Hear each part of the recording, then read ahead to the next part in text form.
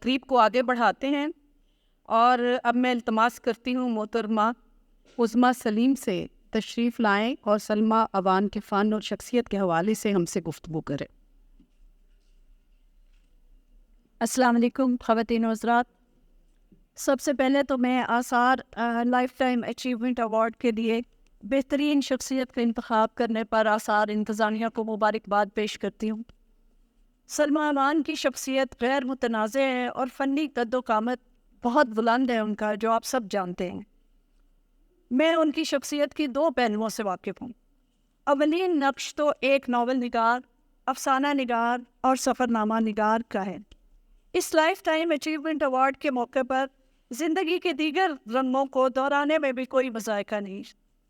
میرا سلمیٰ اوان سے اولین تعارف 80 کی دہائی میں ہوا، جب ایم اے اردو کے دوران مختلف اصناف اور ادباء و شعراء کے حالات زندگی رٹے جاتے ہیں۔ تب مجھے کیا علم تھا کہ یہ میرا بلتستان تحریر کرنے میں سلمیٰ اوان نے جس گھر میں قیام کیا، کچھ برس بعد میں اسی گھر کی بہو بن کر جا پہنچوں گی۔ اور 90 کی دہائی میں نے میرا بلتستان دوبارہ پڑھا اور بار بار پڑھا، کیونکہ خاندان کے ہر شخص کا ذکر اس میں تھا، اور وہ جس اشتیاق سے کتاب میرے سامنے لاتے، مجھے اسی ذوق و شوق سے اسے پڑھنے کا موقع ملتا۔ برصغیر تذکرہ کچھ ایسا ہی مستنصر حسین تارڑ کے سفرنامے نانگا پربت کے ساتھ ہوا، جس کے صفحہ نمبر 98 پر ویگن کے سفر میں جن ڈاکٹر صاحب کا ذکر ہوا، وہی میرے شوہر نامدار تھے۔ ہر شخص نے اتنی بار وہ کتاب میرے سامنے پیش کی کہ جب بھی نانگا پربت کھلتی، صفحہ نمبر 98 خود بخود سامنے آ جاتا۔ خیر، اسی تعارف کے بیچ میں نے بلتستان کو صحیح معنوں میں سلمیٰ اوان کی آنکھوں سے دیکھا۔ یہ سفرنامہ ناول کی تکنیک میں لکھا گیا ہے، اور اس کے بیشتر کرداروں سے میری بنیادی واقفیت تھی۔ بس اس کے بعد گلگت ہنزا، روس، اٹلی، چین، ترکی، سب جگہوں کے سفرنامے پڑھنے کا اتفاق ہوا۔ بیچ بچولن، دنیا کی کہانیاں، تنہا، لہو رنگ فلسطین، زرغونہ اور شیوا کا مطالعہ بھی کیا۔ کالم بھی پڑھے اور بحیثیت ادیب انہیں جاننے کا موقع ملا۔ سب سے پہلے تو میں نے ان کی جرأت پر داد دی، کیونکہ شمالی علاقہ جات میں جہاں جہاں انہوں نے سفر کیا تھا، جب میں نیٹکو اور مشبروم کی بسوں اور ویگنوں پر بیٹھتی، یہ مہمہ میرے ساتھ ہی رہتا کہ اکیلی خاتون نے ان پتھروں کے درمیان سفر کیسے کیا جہاں کوئی کہکشاں نہیں۔ دوسرا متاثر کن پہلو ان کا وہ مطالعہ تھا کہ انہوں نے سیر و تفریح کے دوران مختلف کرداروں کے نفسیاتی مشاہدے پر سے مجھے متاثر کیا۔ یہی وجہ تھی کہ مجھے 3 سفرنامہ نگاروں مستنصر حسین تارڑ، مختار مسعود اور سلمیٰ اوان کے تقابلی مطالعے پر میرا دل چاہا۔ اس مقالے کے کچھ نتائج کا مختصر بیان میں یہاں کرنا چاہوں گی۔ سلمیٰ اوان کی کردار نگاری ان کے سفرناموں کا خاصہ ہے۔ وہ سیر و تفریح کے دوران منظر نگاری کے علاوہ جس پہلو پر توجہ دیتی ہیں، وہ خانگی زندگی ہے۔ اس زندگی کی روزمرہ تفسیر کا ذکر کرتے ہوئے وہ جن اشغال، رویوں، افعال، پیشوں، خصلت، برتاؤ یا عمومی اخلاق کا ذکر کرتی ہیں، اس کے پس منظر میں ایک نفسیاتی مطالعہ ضرور جھلکتا ہے۔ کسی بھی انسان کی اچھائی، برائی، مختلف اقوام کا رویہ، سوچ اور برتاؤ ان کے کرداروں میں اس قدر رچ بس گیا ہے کہ یہی اسلوب ان کی کہانیوں اور ناول میں بھی نظر آتا ہے۔ دراصل سلمیٰ اوان بنیادی طور پر چونکہ کہانی نگار ہیں، یہی وجہ ہے کہ ان کے سفرناموں میں بھی کرداروں پر ان کی توجہ مرکوز رہتی ہے۔ البتہ کہانیوں کے کردار سوچ سمجھ کر بنائے جاتے ہیں، جبکہ سفرناموں میں غیر ارادی طور پر سامنے آ جانے والے کرداروں کا ذکر ہوتا ہے۔ لیکن ان کی تحریر کا مطالعہ کیا جائے تو ہر کردار با مقصد نظر آتا ہے۔ وہ کردار اپنے ملک، اپنی جگہ کی تاریخ سے ایک خاص تعلق رکھتے ہیں۔ وہ صرف مثالیں دار چارٹ بنانے کی غرض سے بھرتی کی کردار یا فرضی کردار پیش نہیں کرتے۔ حقیقی زندگی سے تعلق رکھنے والے اسی دنیا کے لوگ آپ کو ان کی تحریر میں نظر آتے ہیں۔ وہ اچھے ہوں یا برے، دونوں صورتوں میں بعین ہی ان کا ذکر کرتی ہیں۔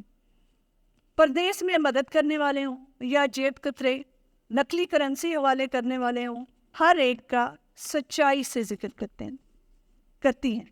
اس کے علاوہ بحیثیت سفر نامہ نگار ان کے نسوانی کردار بہت اہم ہیں۔ اس کی وجہ یہ ہے کہ انہیں ہر جگہ پر گھروں میں جانے اور خواتین سے مکالمے کا شوق بھی ہے اور اس کا اتفاق بھی ہوا۔ ان مکالموں میں ہر اس جگہ کی تہذیب و ثقافت، ماضی کی کہانیاں، دکھ سکھ کے قصے، قضیے اور روزمرہ زندگی کی جھلکیاں صاف نظر آتی ہیں، جہاں وہ ایک مسافر کی حیثیت سے گئیں۔ میں مختصر کرنے کی کوشش کرتی ہوں۔ ان مطالعات کے دوران سلمیٰ اوان کی جو تصویر میرے ذہن میں بنی وہ ایک ذہین و فتین، پختہ کار، وقت کی نبض پر ہاتھ رکھ کر بھانپ لینے والی، نفسیات دان، مضبوط خاتون، دیس دیس کے مشاہدے اور مطالعے میں مصروف ہستی کی تھی، جو انتہائی مروب کن تھی۔ کچھ عرصے کے بعد کانفرنسوں، سیمینار میں شرکت کے دوران ان سے سرسری ملاقاتیں ہوئیں، اور وقت بدلنے کے ساتھ ساتھ میرا قیام لاہور میں ہوا۔ اسے حسن اتفاق کے سوا اور کیا کہیے کہ شمالی علاقہ جات سے علمی ملاقات کے آغاز کے بعد ذاتی ملاقاتوں کا آغاز لاہور میں ہو گیا۔ اب سلمیٰ اوان کی شخصیت کے دوسرے پہلو یعنی سلمیٰ آپا سے تفصیلی ملاقات ہوئی، جو ہم سب کی آپا ہیں۔ شفقت، محبت، رہنمائی، سادگی، خلوص، ریاکاری سے پاک، پیار سے گندھی ہوئی، خالص پنجابی بولتی ہوئی، اپنائیت سے ملنے والی، ہر تقریب میں موجود، ادبی حلقہ بندی اور سیاست سے دور، اپنے کام میں مصروف، ایک بہترین منتظم، پرخلوص میزبان، ہر دکھ تکلیف کو اللہ کے سپرد کر کے ہنسی میں اڑانے والی، دوسروں کی خوشیوں میں خوش ہونے والی خاتون، جو نئی نسل کی رہنمائی کے لیے ہر وقت تیار ہیں۔ ایسے لوگ فی زمانہ نایاب ہیں، خاص طور پر جب گروہ بندیوں اور مختلف انجمنوں کا رواج عام ہو، لیکن سلمیٰ اوان کے رکھ رکھاؤ نے انہیں اتنا معتبر بنا دیا ہے کہ ہر انجمن انہیں اپنا سرپرست سمجھتی ہے، اور ہر ادیب اور شاعر کی وہ بزرگ ہیں۔ ان کی شخصیت بجائے خود ایک ادارہ ہے جس کے ہر پہلو سے سبق سیکھا جا سکتا ہے۔ میں تو یہی کہوں گی کہ آثار لائف ٹائم اچیومنٹ ایوارڈ کی خوش بختی ہے کہ اس کے لیے سلمیٰ اوان کا انتخاب کیا گیا۔ یہ درست ہے کہ انہوں نے ان اعزازات سے بالا تر ہو کر ادب کی خدمت کی ہے اور بہت خدمت کی ہے، لیکن ملکی سطح پر ایوارڈز کی بندر بانٹ کا حال آپ سب کے علم میں ہے۔ وہاں ایسا بھی ہوتا ہے کہ ہم جیسے ایوارڈ پا جاتے ہیں اور سلمیٰ آپا محروم رہتی ہیں، لیکن اس پہ ہم یقین نہیں رکھتے۔ ایسے میں آثار اکیڈمی کا یہ عمل انتہائی قابل تعریف ہے۔ آج ہم سب محبان سلمیٰ اوان خوش ہیں، اور اس موقع پر سلمیٰ اوان صاحبہ کے ساتھ آثار ایوارڈز کے منتظمین کو بھی مبارکباد پیش کرتے ہیں۔ نہ صرف لاہور کو بلکہ پورے ملک کو ان پر فخر کرنا چاہیے۔ بحیثیت ایک سینئر تجربہ کار، حرف کار اور بحیثیت انسان، وہ بذات خود ایک ادارہ ہیں۔ اور اگر اہل علم کی اجازت ہو تو مشتاق احمد یوسفی کے بارے میں کہے گئے جملے کو لاہور کے تناظر میں یہ کہنا بھی غلط نہ ہوگا کہ ہم خوش نصیب ہیں کہ ہم نے نہ صرف سلمیٰ آپا کا عہد دیکھا بلکہ اس سے بہت کچھ کشف کیا۔ میں ان کے لیے صحت اور سلامتی کے ساتھ ان کے کام کے لیے دعا کروں۔ بہت شکریہ۔